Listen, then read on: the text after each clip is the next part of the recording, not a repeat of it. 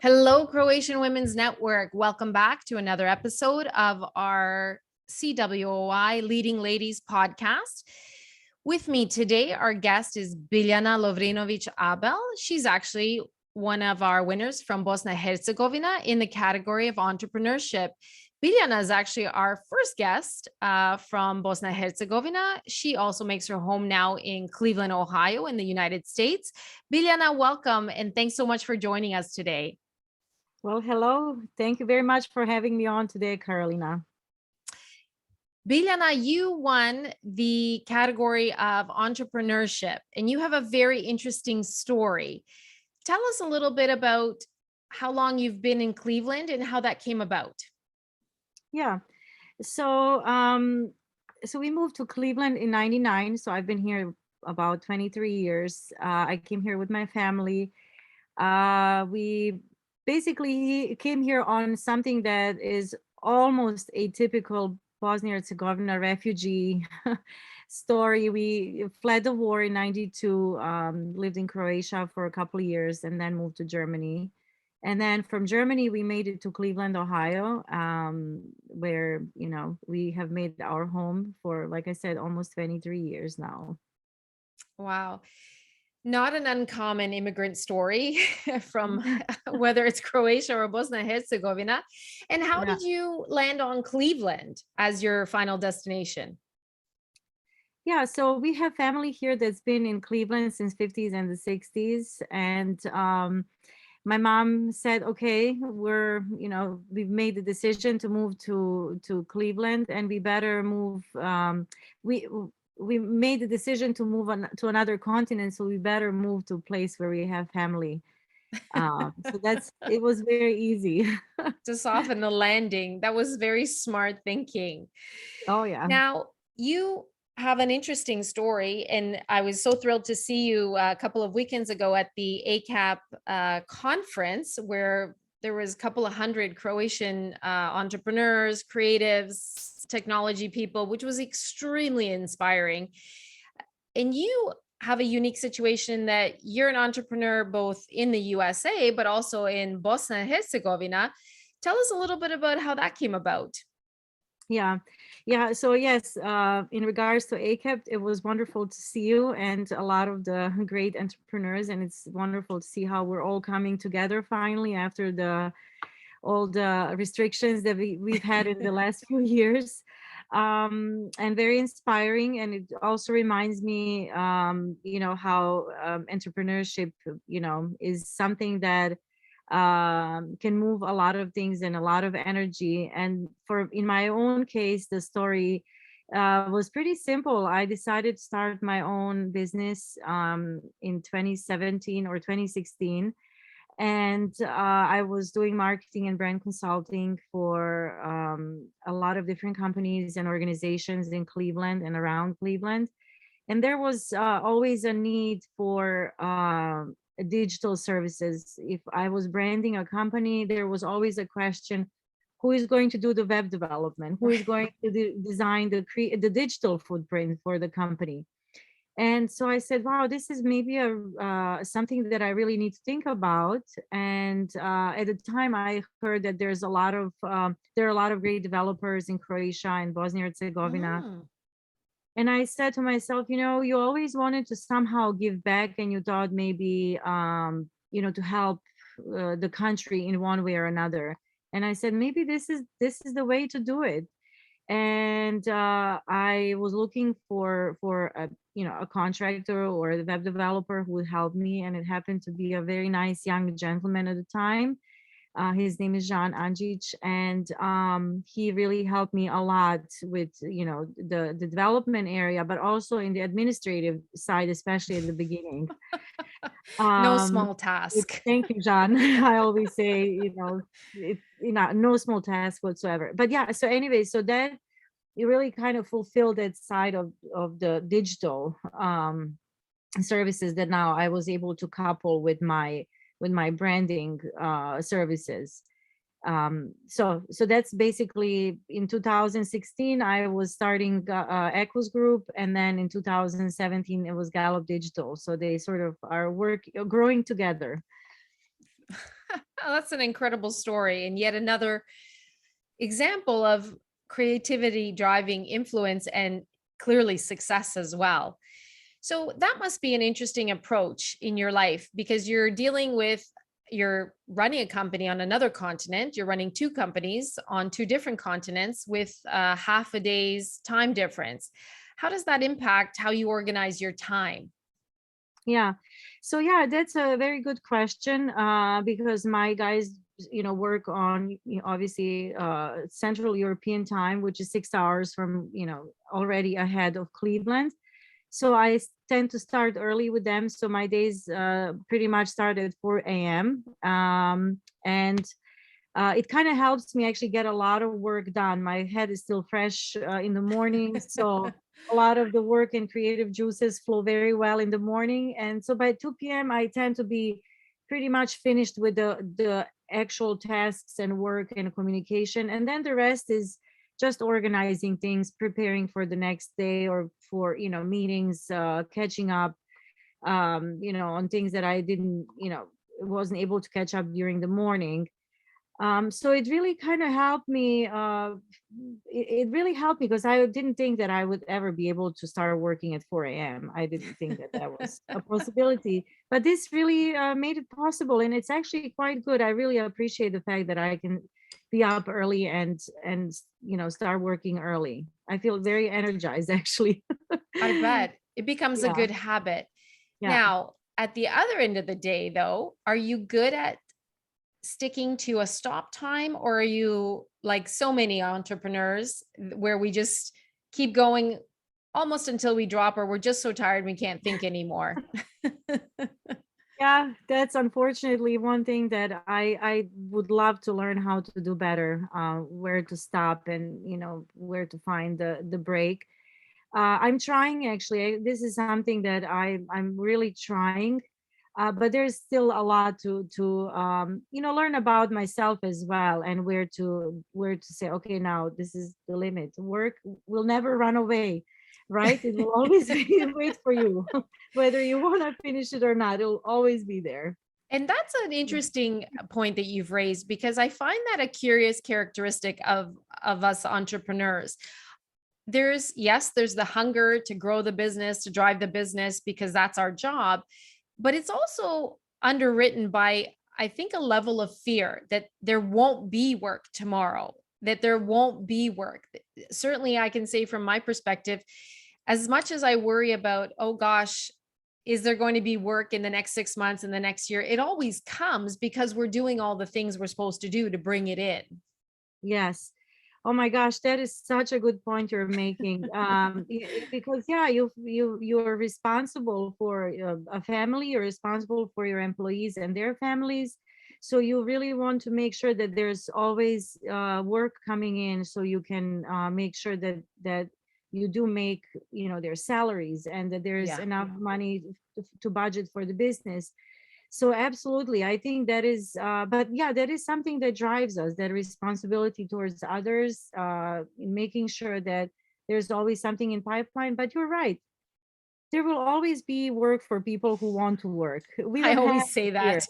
Yeah, people who do good work and who want to work, they will be always busy. And I feel like while we're working on our projects, at the same time we're preparing without being Yes. really conscious Aware. or really understanding. But yes, we're really preparing for our next project, because we're also growing with our projects as well. Yeah. And so, Biljana, congratulations, you're a new mom. How does that impact your your organization of your day now? Oh, that brought a little bit chaos in the mix, right? Yeah, it's I mean, I love being a new mom. It's really rewarding, and I'm also very, very fortunate that I have very supportive family. My Good. mother-in-law and my mom, they're really, really great, to help anytime that is needed. So my Okay. mother-in-law even spent some time with me in United States, Oh, being nice. being with the baby. although I did have him in daycare to make sure that, he's interacting with kids, and as well speaking English, because we speak Croatian at home. So, but yeah, having supportive family is really crucial, because I really don't know how I would do it without having the support. And my husband is also an entrepreneur, so I know he appreciates it too. Oh, But wow.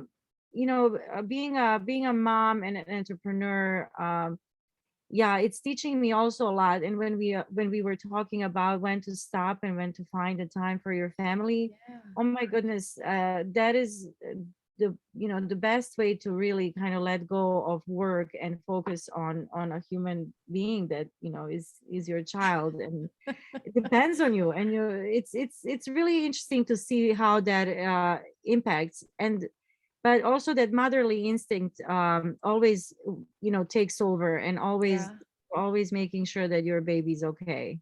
Yeah. sure. Yeah. Goodness. Yeah. Well, what an adventure you've embarked on.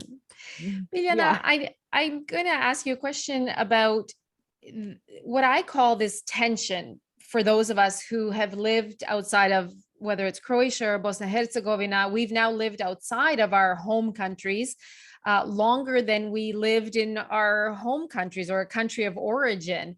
And yet you travel back very frequently, as do I. And I find there's this natural tension that when I'm in Hrvatska, I love it.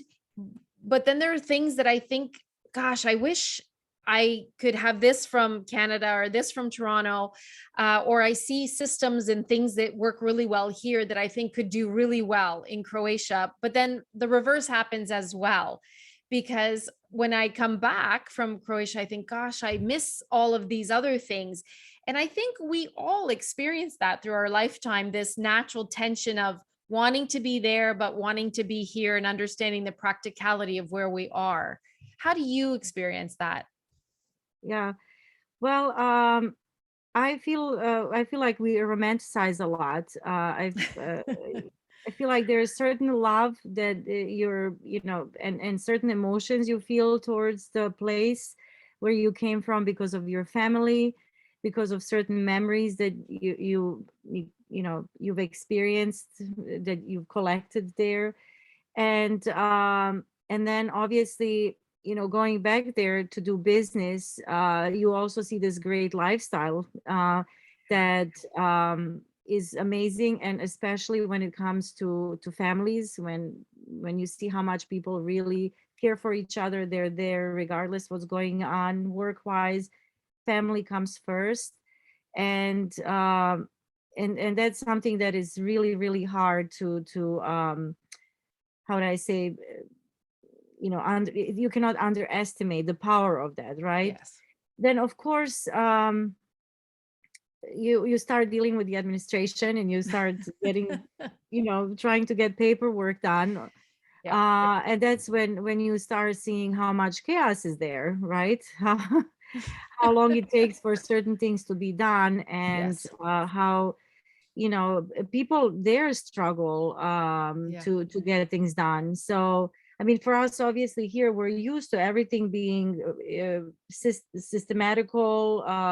There's, if you pay for a service, even with the government, you expect, when you're promised, to have it done, delivered by. I mean, it's on every level, in business and in government Yes. organizations, right? Yeah. So you pay for the service. So I was actually thinking about this. I said, so if you're going to pay somebody under the table, you're still paying for it. So why don't we just have a service that is, let's say, expedited? We'll For pay for it. everybody. Yeah, but let's make it like, let's not make this, like, I'll give you a little more, or I'll pay you, and you're gonna get it done. So I feel like we're just chasing each other's tails, Yeah. our own tail, basically, because we could make it so simple, and we could focus on really developing things, making them better, Yeah. versus just like keeping the system afloat, which is And not you the do best. fall into it, and I find it's tough when those of us who come from, let's call it, more organized countries where things are transparent and they're open, the processes are the same for everyone, there is no My cousin's daughter's friend's aunt happens to work there. So go there and you'll get expedited service if you bring Yeah. her some coffee or whatever it is. Yeah. And then we go to Croatia, we go to Bosnia Herzegovina, we expect the same. And it's a bit of a culture shock when they look at you as a foreigner, which is offensive and it hurts your heart. But at the same time, you think, well, there's this process that I'm following. So why am I not getting the service that I'm expecting? And they're almost expecting even more from us to circumvent the system. Yeah. Yes. And also one thing that I ran into many times is the people who are working in positions in, let's say, in the government offices, don't even have the knowledge. They can't even Oh, properly advise you what to do. I mean, right. unfortunately, that was my Yep. experience, at least in Bosnia Herzegovina. It's how I've Uh, had the same thing happen in Croatia. Many it's people have. Yeah. shocking. Yeah, it's really shocking. And but again, that's the favoritism where you need to hire people who really want to, who have the knowledge, who have the education, who can follow, right, who the rules. I think we that's something we still have to work on. And yeah, it does hurt my feelings too. As a matter of fact, I read the other day a guy who's very involved in Bosnia Herzegovina diaspora, and of course we have elections coming up there, Yeah. and he was saying, like, why do Bosnia Herzegovina people get upset if I would like to vote? I contribute to this country Right. as much as any boss, maybe even more. He's Right. promoting the country with tourism, with business, with entrepreneurship. We really want to make things better, because if we want to move back there, or if we really want to make Sure. life there, let us participate, because Yes. we can maybe help make it a little bit better. Yes. It's not that we're being smart or smarter than anybody else, but it's, give us a chance, let us Yeah. maybe show, and then let's see how it works. Yeah. Yeah. It's an opportunity for change, to be sure. We certainly hear that in Croatia as well. Why do you people who don't live here want to vote? And I look at it a couple of ways. One, we're citizens. I have my Croatian citizenship, so that is a Yes. right of citizenship. Our family has land. We have family lands, and so we pay taxes. And certainly, as an entrepreneur who does business in Croatia, and you in Bosnia and Herzegovina, you're paying taxes. So there are lots of reasons why we should have the right to vote. We just happen to not maybe be living there permanently, but given all the time that you spend back home, you're in touch with what's happening. And as you say, there's a positive influence to be had. Do you think the country is ready for that positive influence? I certainly see with young people, they're really ready. Yeah. I see they're very eager to move forward. They want things to be better, and I see also a lot of young people who are ready and willing to really fight for it. I mean, when I say fight for it, meaning they're willing to vote in the right people into the office. Yeah. Young people, open-minded, who are looking for Bosnia and Herzegovina to become part of European Union, to be a democratic country for the people who live there, because as you know, it's a very diverse ethnic country, Yeah. uh, for everybody to have equal rights. and Yes. and I see a lot of that is there.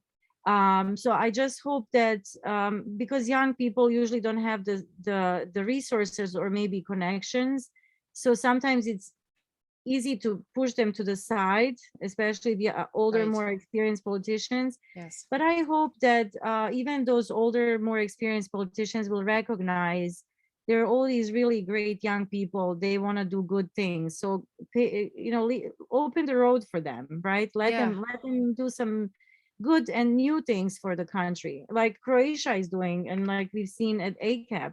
I was so proud. I was like, wow, look at these companies.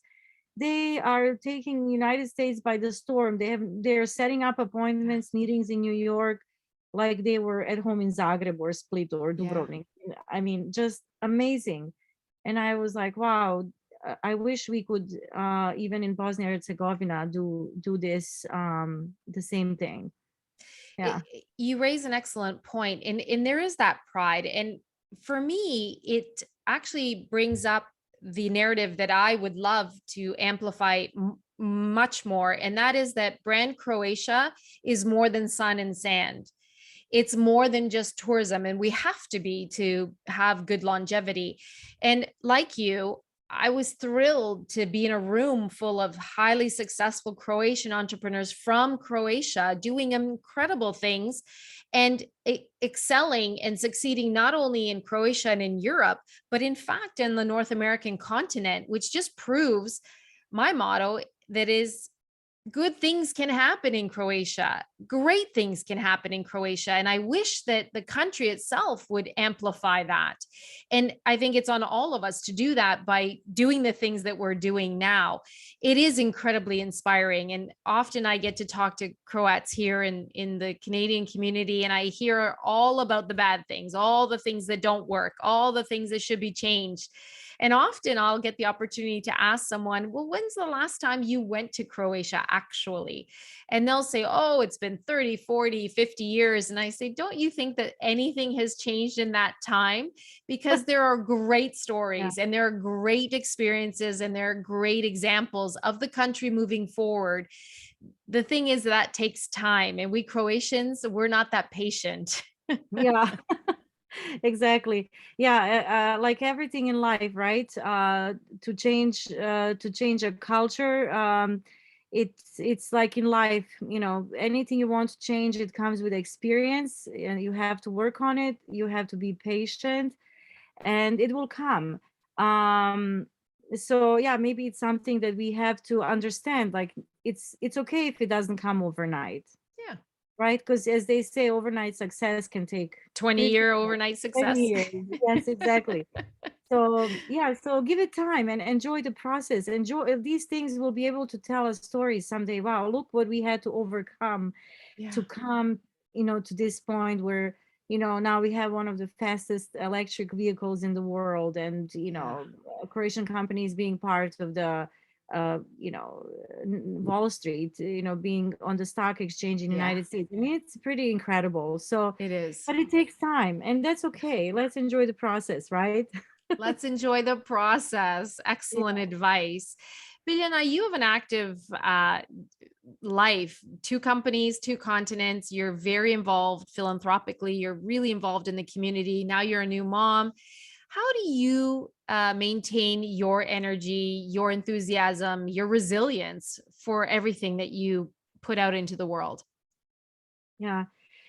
Well, there are a couple things. I like to look for energy and from other entrepreneurs. So I love Okay. to go to events. I love to participate in putting together events, being part of the community. I feel like I feed off of that. Acap Yeah. was perfect example. I really came so energized back from the event. And same thing here. I was just recently at the Ohio Aerospace Institute, Oh, wow. looking for certain opportunities, maybe even for some Croatian technologies that could be used in NASA. But these things really um, energize me. I love it. And then that's kind of still business related.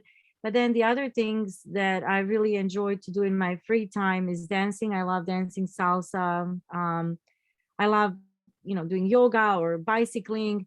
So Okay. those are the things that I feel like we all need to take time for ourselves. Being still a kind of a new mom, I'm trying to make that time for myself, because I did realize, put your health first, because Yes. you have such responsibility towards your family and your Yeah. kid, that if you don't have the strength and energy, everything will suffer, right?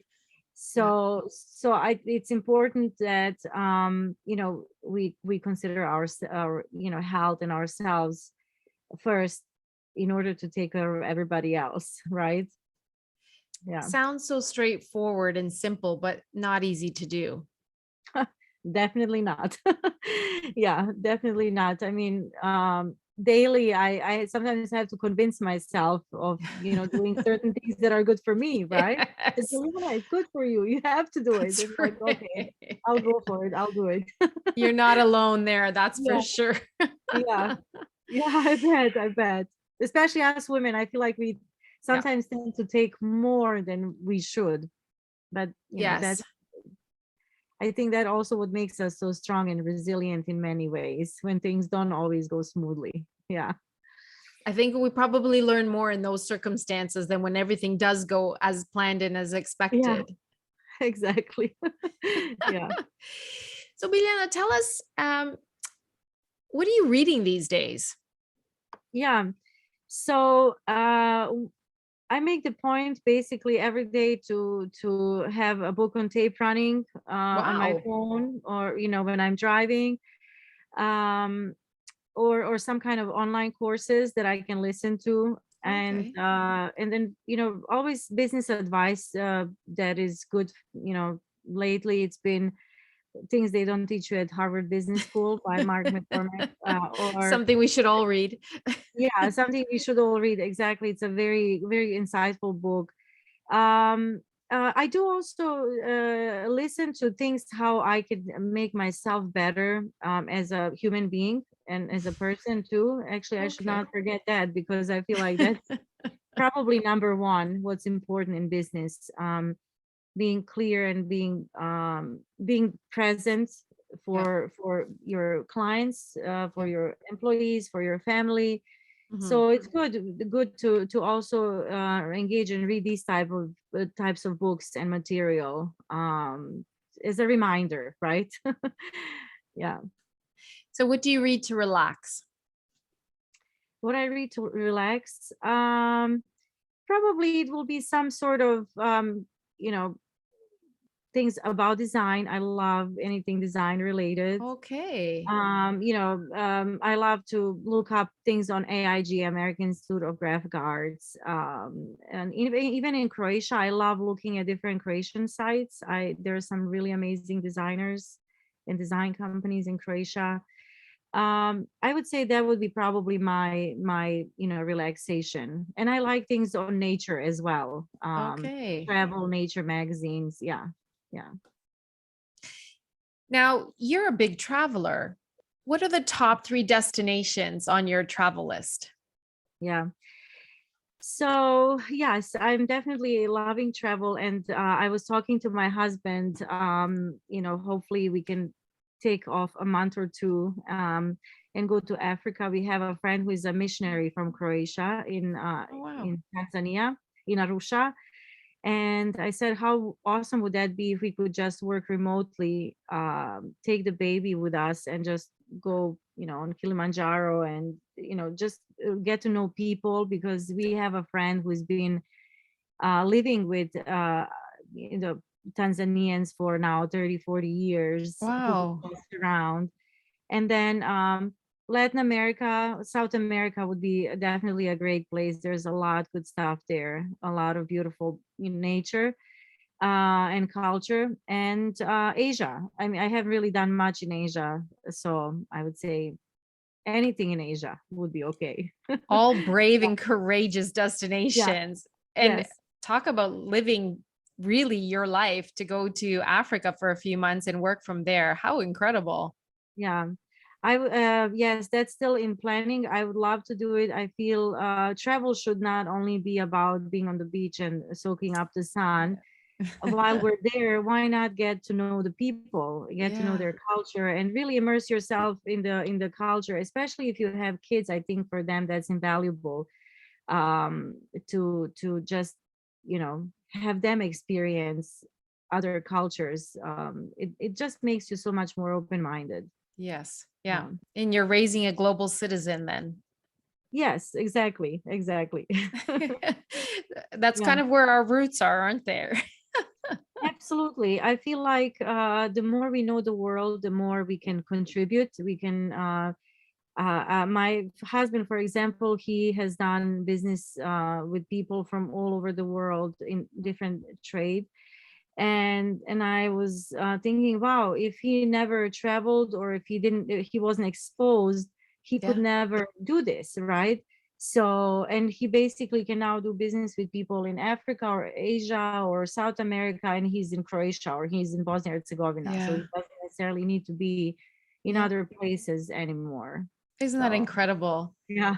It does Yeah. open up the world in a different way, doesn't it? Yes, absolutely. Absolutely. So we also are curious here at CWN, what's the last thing you Googled? Yes. So because everything is, or a lot actually in the morning, you're catching me where it's still the morning time. So I was looking at some sales software, lead generation software. So I definitely Googled that the last. Okay, very good. So share with us a little inside peek. So you've come home from a night of salsa dancing and you're hungry. What do you reach for as your snack? Yeah. So lately I have to resort to healthier version of snacks. I, for example, love fresh raspberries and I love dried mangoes. So probably that. Obviously, in my younger days, it was not so much. It's The probably a health, little bit different. yeah, it's a little different, but it was absolutely fine because it didn't show. Now we have to be careful what we choose for our midnight snacks. So That's true. And food energizes us. So that what we eat today yeah, fuels us for tomorrow. So that's important as well, right? exactly, absolutely, yeah. Biljana, share with us, what did it mean to you to win the Croatian Woman of Influence Award? Yeah, I feel that winning an award is almost monumental, you could say, for a person's life. In many ways, they get recognized for the work they have done or in their field of expertise. But for me, winning the Croatian Women of Influence Award was even more than that. It was very more symbolic. It was basically almost like identifying my own personal brand in a way, because everything that I do business wise, I proudly like to connect to Croatia and Bosnia Yeah, Herzegovina, yeah, and I I felt that even winning that award even left even more responsibility. It made me even more responsible towards my personal brand and what I need to do in my industry, in my business, to make this connection between Croatia, between Bosnia Herzegovina, United States even stronger. I became maybe even more passionate about it. So okay. it was a big deal, Carolina. It was really big deal. So thank you I'm so glad much. to see that. Well deserved recognition for all that you've accomplished so far and Yes. hopefully propelling you to so much more in the future. Biljana, thank you so much for spending your time with us and sharing a little bit about your story and your journey. And we're excited to see all the great things you'll accomplish in the future. And we wish you safe travels. And if you do take on this Africa experience, do come back. We want to hear all about it. Absolutely. Thank you so much for having me on here. Always our pleasure. Well, Croatian Women's Network, that concludes our episode. And this will be our last podcast for the summer. We know you're all going to probably warmer and sunnier parts. We wish you a restful summer. We'll be back in September when we introduce you to many more of our incredible Croatian women of influence and take a peek at their stories and see how far they've come since they've won their awards. We're also going to be opening up the nominations for the 2023 Croatian Women of Influence Awards. Yes, folks, we're going to get to come back together and see each other again in person in Zagreb for March 8th, International Women's Day. Thanks so much. Stay safe, be well, and we'll see you soon.